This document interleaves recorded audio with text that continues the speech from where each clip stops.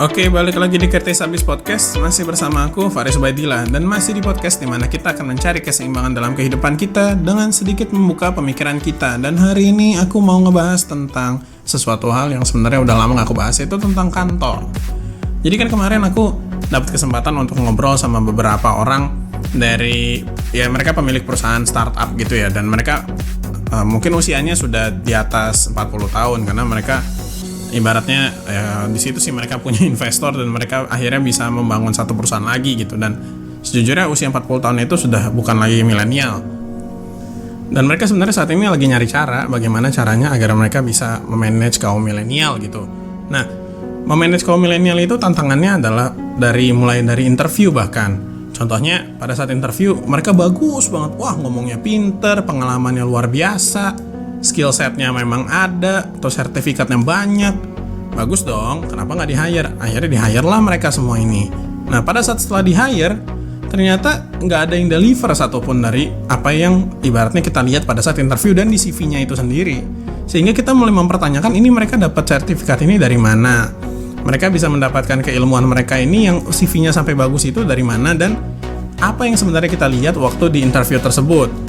Kayak itu satu kasus. Satu kasus lainnya adalah kita misalnya gambling untuk mengambil orang yang ibaratnya CV-nya biasa aja.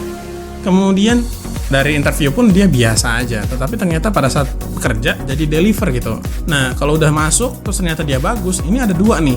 Yang pertama, dia bisa bagus tapi nggak tahan lama. Jadi kayak 1 bulan bagus, bulan berikutnya enggak, terus bulan berikutnya lagi bagus, bulan berikutnya lagi enggak, kayak gitu. Jadi nggak konsisten. Nah, pun konsisten, orangnya nggak bertahan, jadi 2 tahun udah keluar misalnya, atau 1 tahun bahkan udah keluar, jadi dia terus-menerus pindah kantor.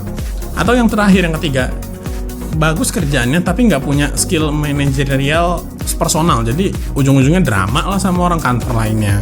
Nah, si hal-hal inilah yang menyebabkan pemilik perusahaan yang temanku ini mencari aku, bagaimana sih caranya kita mengerti si kaum milenial ini. Dan akhirnya aku ngomongkan sama mereka, oke, duduk semua di sini, kita mulai bahas satu-satu. Dan inilah yang aku bahas sama mereka ya.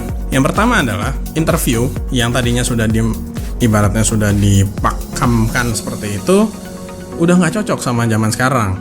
Aku nggak bilang pertanyaan interview itu sudah nggak valid semua, karena memang pertanyaan interview itu didesain untuk menjebak orang dan melihat karakter asli dari seseorang. Jadi kamu kalau misalnya men-translate pertanyaan interview itu jangan direct amat ya. Jadi jangan langsung dia nanya ini artinya ini, nanya ini artinya ini, bukan kayak gitu. Tapi ada maksud di balik itu semua. Yang dilihat itu bisa jadi bukan itu, tapi ada hal lain yang dilihat, atau justru malah ekspresi kamu saat menjawab yang dilihat ya. Jenis interview yang seperti ini mungkin sudah usang. Karena apa? Karena gini, interview jenis seperti itu baru bisa berfungsi secara sepenuhnya pada saat yang diajak bicara itu tahu persis aslinya seperti apa dan dia menutupi itu. Kalau misalnya kamu interogasi orang yang tahu persis dia apa dan dia tutupi, akan keluar aslinya, ya nggak sih?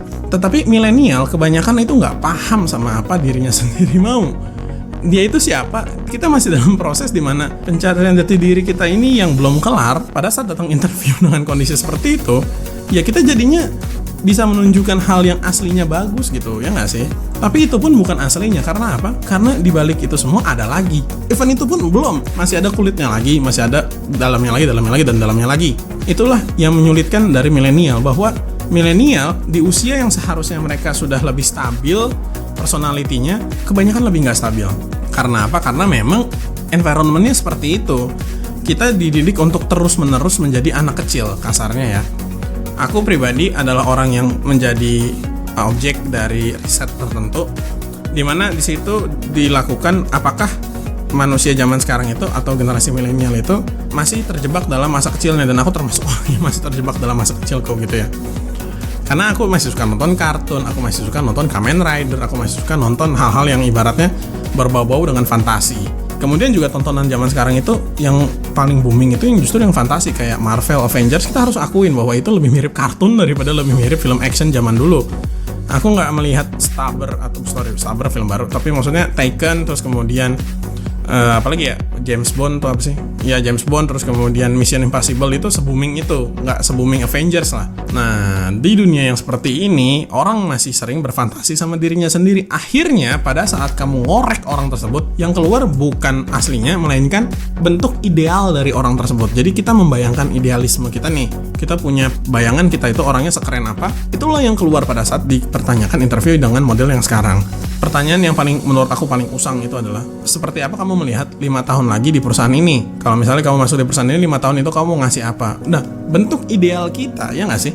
Yang keluar dengan pertanyaan yang seperti itu, yang sebenarnya sifatnya untuk menekan kita dan keluarin aslinya, apakah kita punya persiapan atau tidak. Tetapi karena kita mengidealismekan pemikiran kita bahwa, 5 tahun lagi aku udah sukses segala macam, keluarlah yang keren-keren. Karena apa? Karena kita harus ngeh bahwa si model pertanyaan seperti ini itu udah banyak di YouTube dan banyak juga yang ngasih jawaban yang keren-keren.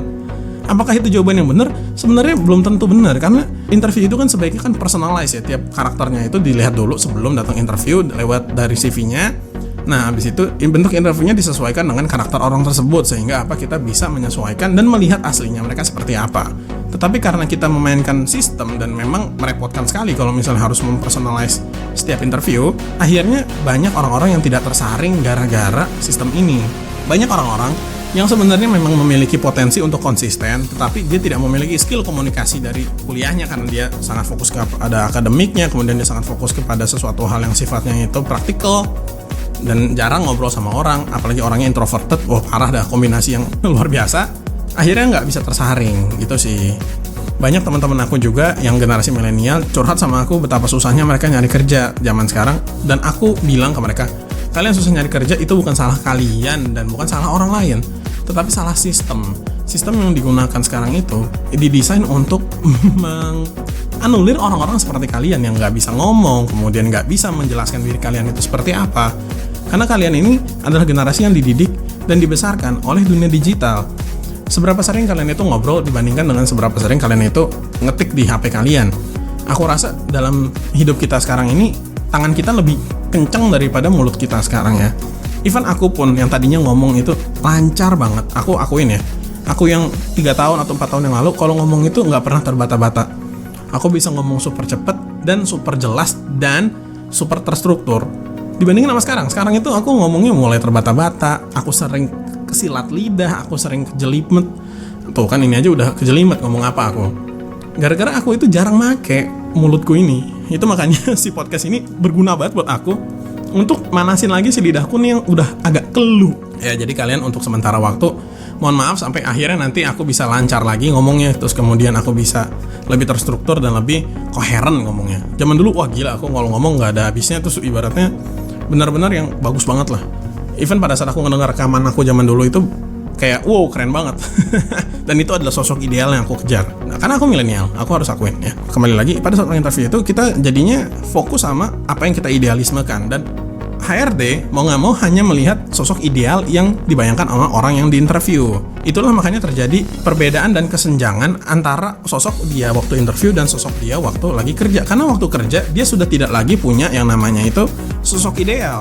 Kita nggak pernah YouTube bagaimana caranya kita itu menjalani hari-hari kita di kantor. Nggak pernah. Kita menjalani bagaimana caranya kita menyelesaikan satu permasalahan yang kita cari di YouTube. Misalnya kamu itu sales, bagaimana caranya kamu bernegosiasi sama orang yang belum pernah kamu kenal. Kemudian bagaimana caranya kamu mendapatkan lead yang lebih banyak. Langsung spesifik. Dan kalau udah spesifik seperti ini, kita bisa menyelesaikan satu task, tapi kita tidak bisa konsisten dalam figur ideal kita. Karena tidak pernah ada di YouTube ataupun di TV ataupun motivator yang memberikan sosok ideal yang dibutuhkan di kantor itu seperti apa. Bagaimana kamu harus bersikap kepada bos kamu, bagaimana kamu harus bersikap kepada kolega kamu, dan bagaimana kamu harus bersikap kepada bawahan kamu. Even bukan bawahan langsung, misalnya kayak orang-orang yang secara struktural itu memang ada posisinya di bawah kita, semacam OB, cleaning service, kemudian juga supir, itu secara struktural ada di bawah kita, bukan bawahan kita. Oke, tapi strukturalnya aja. Dan bagaimana cara kita memperlakukan orang seperti itu? Apakah kita bisa nggak sopan karena kita secara struktural ada di atas mereka, terus kita merasa bahwa kita yang gaji mereka? Kan enggak ya. Kita harus memperlakukan mereka sebagaimana manusia memperlakukan manusia lainnya. Nah, bagaimana cara kita nurturing hubungan itu yang nggak pernah diajarin di luar sana. Dan itulah yang menjadi permasalahan baby boomer, bagaimana mereka itu memanage orang ini, sementara nggak ada satupun yang bisa ngajarin mereka. Karena gini poinnya, kalau kamu lihat di luar sana, di YouTube Amerika gitu ya, biasanya motivator itu umurnya masih 30-an, 20-an. Baby boomer ini agak gengsi kalau harus dengerin orang-orang yang seperti ini. Gimana ya, kayak ya lu siapa gitu. Ya kita ngomongin di Indonesia ya. Satu, Indonesia itu orang-orangnya sedikit konservatif dan mengedepankan yang namanya itu yang lebih tua, lebih dewasa, lebih bijaksana, dan lu harus dengerin persis apa yang diomongin sama orang tua ini. Bukan orang tua dalam artian parents, tetapi old people, orang yang sudah tua. Kalau orang yang sudah tua ini kadang punya kekolotan yang gak jelas gitu. Aku bilang gak jelas karena memang gak ada konsep yang bisa dia pertahankan sehingga layak untuk didengarkan. Jadi kayak bubble aja, mereka menjalani hidupnya, ya udah, itulah yang mereka jadikan sebagai petuah mereka. Ya fine aja dengan hal itu, tapi ingatlah bahwa itu hanya sekedar opini, bukan sesuatu hal yang sifatnya itu udah kayak ayat Al-Quran atau ayat Alkitab yang dimana aku harus menjalankan itu dengan sepenuh hati. Kalau cuma opini, ya opini. Nah terus kemudian aku bilang dong ke mereka, ya kayak gini Pak, kalau misalnya mau, coba konsep interviewnya itu lebih ke personalize. Memang agak capek, tapi kan bapak-bapak ini startup, jadi penting buat mereka itu untuk mengerti lah, startup itu awal-awal butuh orang, sistem belum punya, kemudian bahkan dari segi legalitas pun masih banyak yang harus diurus, kemudian juga budget kan terbatas ya, sehingga kita perlu lebih spesifik untuk melakukan interview secara personal. Jadi kita benar-benar, kalau emang kita nggak punya apa-apa, kita harus ngasih waktu. Aku bilang gitu sih ke bapak-bapak ini. Bapak-bapak kan ibaratnya sudah punya investor segala macam, kemudian nanti akan membangun sistem. Tetapi jangan buru-buru menjadi CEO, melainkan sekarang masih menjadi manajer dulu Pak, karena startup itu nggak bisa dimulai langsung tiba-tiba Bapak pengen jadi pemilik perusahaan yang besar, nggak pernah ada di kantor. Semua harus dimulai, Bapak harus datang, Bapak harus ketemu sendiri, Bapak harus rekrut orang sendiri, siapa yang bisa Bapak percaya, siapa yang enggak. Di situ Bapak nanti bisa melihat seperti apa sih anak milenial zaman sekarang. Apakah betul seburuk yang diberitakan sama orang-orang atau diberitakan sama teman-teman Bapak, makanya Bapak datang ke saya? Atau sebenarnya itu hanyalah suatu kesalahpahaman di mana sebenarnya tidak adanya usaha untuk saling mengerti. Dari milenialnya sendiri tidak mau mengerti generasi baby boomer seperti apa, dan dari baby boomer sendiri tidak mau mengerti milenial itu seperti apa, dan saling menyalahkan. Terus aku ngomong kan, saya tahunya ada 4 alasan kenapa milenial itu jadi seperti ini. Yang pertama bad parenting, digitalization age, terus yang ketiga itu adalah instant gratification, terus yang keempat itu adalah ya environment. Aku nggak bisa menjelaskan terlalu dalam kalau untuk yang kayak gini, karena itu butuh topik sendiri untuk ngomongin kenapa 4 hal itu. Tetapi logikanya gini aja, mudahnya adalah kalau misalnya bad parenting, anak itu terbiasa untuk mendapatkan apa yang dia mau. Dia diajarkan bahwa apapun yang dia mau di dunia ini dia akan dapat.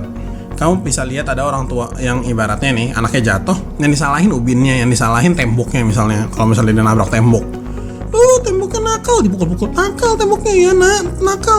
Dan akhirnya anak itu merasa bahwa dia itu entitled terhadap kesalahan yang dia lakukan. Oke, gue salah kayak gini aja yang disalahin orang lain, emang berarti semua hal itu salah orang lain. Itu yang sebenarnya terjadi sama diri kita. Kemudian digitalization age maksudnya apa? Digitalization age adalah proses perubahan dari kita itu tadinya bisa ketemu orang itu lewat komunikasi langsung, sekarang jadi komunikasi nggak langsung dengan sosial media. Nah, itu adalah yang sebenarnya bisa merusak skill kita untuk berkomunikasi. Kemudian kita juga seperti ketagihan sama yang namanya smartphone. Aku udah pernah berkali-kali mengatakan bahwa smartphone itu menyebabkan ketagihan karena dia membuat kita itu jadi gelisah lah. Coba kalau misalnya kemarin waktu PLN itu mati, aku melihat beberapa orang itu udah mulai bingung, ketakutan, seakan-akan dunia ini mau kiamat hanya karena smartphone-nya itu gak ada sinyal dan mereka nggak bisa ngecas HP-nya, dan akhirnya panik sendiri, bingung mau ngomong apa sama temennya. Orang-orang ini itu adalah orang-orang milenial pasti, karena mereka terbiasa banget sama yang namanya handphone. Dan even generasi baby boomer pun sudah ibaratnya sudah masuk ke orang-orang yang tergantungan sama handphone ya, karena mereka suka mainan WhatsApp untuk nge-share foto video politik atau apa segala macam sih, itu tapi terserah mereka. Instant gratification artinya adalah kita hidup di dunia di mana semua bisa order online dan semua itu cepet, in the snap of the finger kayak gitu loh. Jadi semua langsung tap datang. Aku mau beli baju, datang. Aku mau beli makan, datang. Dan ini menyebabkan yang namanya itu kita nggak bisa sabar sama orang, kita nggak bisa sabar sama proses, dan inilah yang menciptakan ketidakselarasan antara mimpi kita yang datangnya dari bad parenting, bahwa kita bisa mendapatkan apa saja yang kita mau di dunia ini tanpa adanya usaha, ditambah dengan instant gratification. Dan inilah yang menciptakan 2 hal yang luar biasa gilanya.